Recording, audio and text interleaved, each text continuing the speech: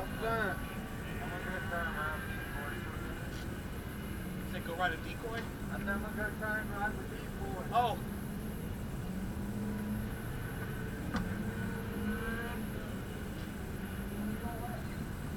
Shit, we're in the lead group. Where are you at?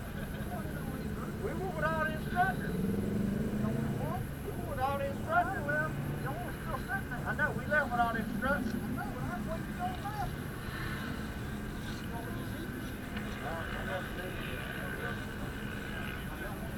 I know Pat's left.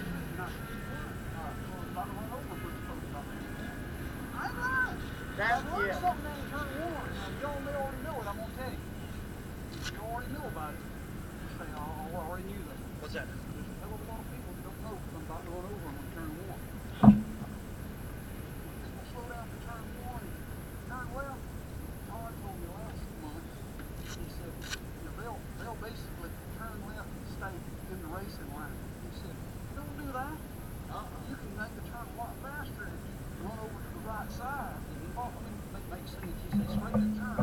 I'm about to run over everybody out in front of me. They're turning, they're swinging the bike back out. Right, that's a straightaway? Yeah. Yeah. On turn one, Yeah. don't slow down as much as you've been slowing down and let the bike run all the way over to the right. Yeah, the right side push to the right, yep. And then you go wide and two. Come back in on three. But I won't do that.